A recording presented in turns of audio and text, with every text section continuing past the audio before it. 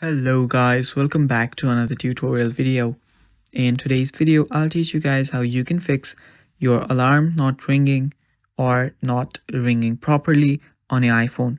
Now, before we start, if you are new to our channel, head down below and hit the subscribe button so you don't miss out on our future videos. Also press the bell icon so you get notified when we release our new videos. Now, let us begin. So the first step is just go to your settings.